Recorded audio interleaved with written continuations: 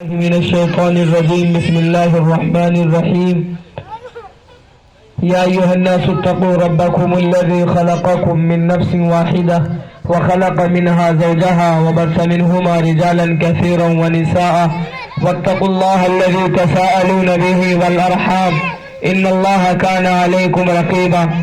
عزیزان گرامی، اللہ پاک کا بے حد احسان و کرم کے اس مالک نے ہمیں اور آپ کو انسان بنایا ہے. بے شمار نعمتوں سے اللہ تعالیٰ نے نوازا ہے. ان نعمتوں میں سے ایک بیوی کا ملنا بھی ہے اللہ کی ایک نعمت ہے. بچوں کا ملنا بھی اللہ کی ایک نعمت ہے. بچیوں کا ملنا بھی اللہ کی ایک نعمت ہے. پڑوسیوں کا ملنا بھی اللہ تعالیٰ کی ایک نعمت ہے. پڑوسی اگر نہ ہو تو لوگ مر جائیں گے.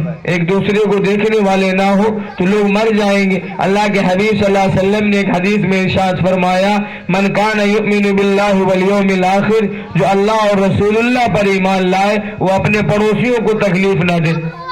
بہت غور سے سنیے گا، جو اللہ اور رسول اللہ پر ایمان لائے وہ پڑوسیوں کو تکلیف نہ دے. اور یہ نہیں فرمایا کہ مسلمان پڑوسی یا غیر مسلم پڑوسی یا برادران وطن پڑوسی یا عیسائی پڑوسی. نہیں، پڑوسی کوئی بھی ہو، اپنا ہو، پیرائے ہو، دشمن ہو، کوئی بھی ہو، جیسا بھی ہے بھائی ہے، وہ انسان ہے، اسے محبتوں سے نوازا جائے. کبھی کوئی سالن بنے تو پڑوسی میں پہنچائے. اب یہ سب تو عام بات ہے، لوگ کہاں پہنچاتے ہیں. ہر آدمی کے اللہ کے فضل سے کھانے پینے کی مختلف چیزیں ہیں. کوئی آدمی کسی کو پہنچانا چاہے گا تو مشکل ہو جائے گا.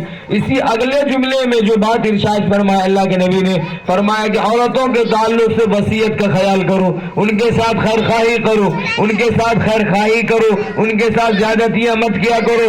اور سنو، وہ ٹیڑھی پسلی سے پیدا ہوئی ہے اور ٹیڑھی پسلی کو اگر سیدھا کرنا چاہو گے تو وہ پسلیاں ٹوٹ جائیں گی، سیدھی نہیں ہو سکتی. کوئی اگر لکڑی آپ کے پاس ہے اور وہ لکڑی سوکھی ہے اور وہ ٹیڑھی ہو گئی ہے، اس کو آپ سیدھا کرنا چاہیں گے تو وہ لکڑی سیدھی نہیں ہوگی بلکہ وہ بیچ سے ٹکڑا ہو جائے گی. اسی طرح اللہ کے نبی صلی اللہ علیہ وسلم نے فرمایا کہ زیادہ سیدھی کرنے کے چکر میں مت پڑو، تھوڑا بہت سمجھاتے سمجھاتے زندگی گزارو. آج ہمارے یہاں کی نوبتیں خراب ہو گئی. شادی تو پورے دھوم دھام سے کرتے ہیں، بڑی محبتوں کے ساتھ کرتے ہیں، خوب خوشیاں مناتے ہیں. اور شادی کے معنی آتے ہی خوشی کے. شادی فارسی کا لفظ ہے، اصل میں عربی میں نکاح بولا جاتا ہے. بہت ساری چیزوں میں خوشیاں ہوتی ہیں لیکن شادی میں ایک الگ خوشی ہوتی ہے. جیسے بچوں کی پیدائش پر ایک الگ خوشی ہوتی ہے، شادی ہونے پر بھی الگ خوشی ہوتی ہے. لیکن اس خوشی میں تھوڑا دھوم دھام زیادہ مچاتے، اتنا دھوم دھام مچاتے ہیں. میلاد تو بہت بڑھیا سے ہوتا ہے، مولوی صاحب پڑھا دیتے ہیں اور میلاد کے بعد جو چھوڑا صاحب اپنا میلاد کرتا ہے، آئے اللہ اتنا خطرناک. اگر لڑائی نہیں ہوئی تو پیسہ واپس. ہاں، پھر اس کے بعد جو بارات جائے گی، جس بارات میں ڈی جے بجے گا اس بارات میں خیر نہیں ہو سکتی، اس میں بھلائی نہیں ہو سکتی. آپ یاد رکھیں گے. اچھا، کبھی آپ نے سنا کہ عید بقرعید کے دن لڑائی ہوئی ہو کسی مسلمان میں؟ کبھی نہیں سنا ہوگا زندگی میں. شاید جو میں نے دیکھا، ہاں یہ ضرور سنا ہوگا، محرم میں پھیٹم پھیٹی ہوا تھا. اللہ اللہ، یہ رامپور ایک بستی ہے، پچھلے سال کی کارگزاری سنا رہا ہوں. ایک بستی والے کی دوسرے بستی والے سے جھڑپ ہوئی، اسی بستی میں حلقہ بٹا ہوا ہے. وہ شاید وہ تازیہ ملانے کی بات تھی. اس بستی والے نے اس بستی والے کو مارا اور مسجد کے مائک سے اعلان ہو رہا تھا، اس بستی کے جتنے نوجوان ہیں سارے لاٹھی لے کر کے تیار رہے. باقاعدہ تک ستیہ ناش کرنا وہ محلہ والا ہے.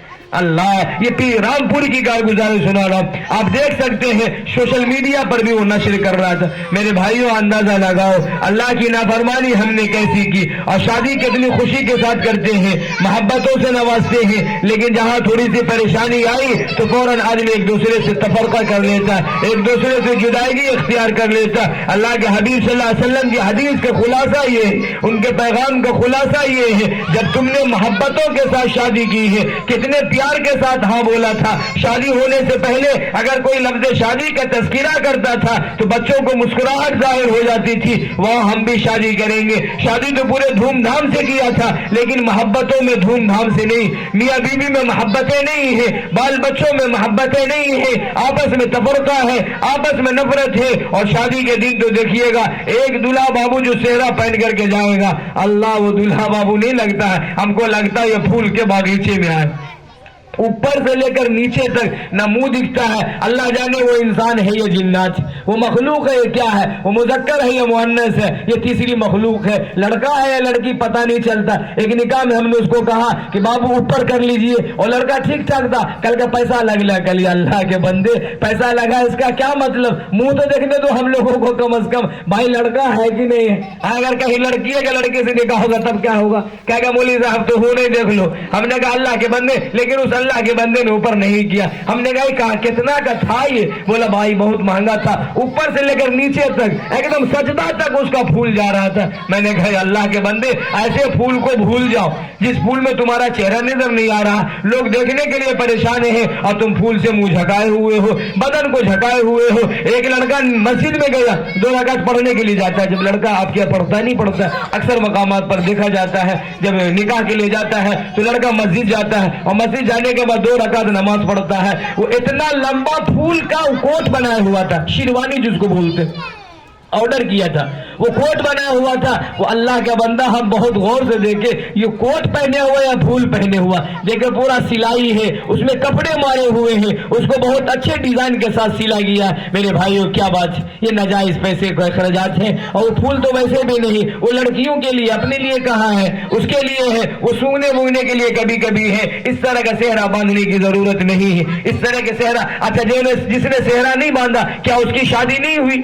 اس کی بھی شادی ہو گئی اور وہ زیادہ اچھا لگتا، اس لڑکا تو بھائی شادی ہوئی ہے، لوگ دیکھنے کے لیے آئے ہیں، دور دراز سے آئے ہیں، منہ کان کھول کر کے رہو، لگتا باپ رے سب سے بڑا حجی یہ لڑکا ہے، یہ حج کر کے آیا ہے، کسی کو منہ دکھلانے نہیں دے رہا ہے۔ نہیں میرے بھائیوں، یہ پردہ کرنا، اپنے چہروں کو چھپانا، یہ عورتوں کی صفت ہے، مردوں کی صفت نہیں۔ ہاں اگر تھوڑا بہت باندھ بوند لیا وہ الگ مسئلہ ہے، لیکن نکاح وکاح میں تو کھول لینا چاہیے، یہ بھی ایک اہم ضروری بات ہے جس کا خیال کرنا ضروری۔ آقا کریم صلی اللہ علیہ وسلم نے فرمایا کہ اے لوگوں، اللہ تعالیٰ نے دنیا میں مختلف چیزیں تمہارے نفع کے لیے بھیجی ہیں، تمہارے نفع کے لیے بھیجی ہے، لیکن سب سے زیادہ نفع پہنچانے والی چیز یہ خاتون ہے۔ سب سے زیادہ، جس گھر میں خاتون نہ ہو اس سے پوچھئے، جس کے پاس ماں نہیں ہے اس سے پوچھئے، وہ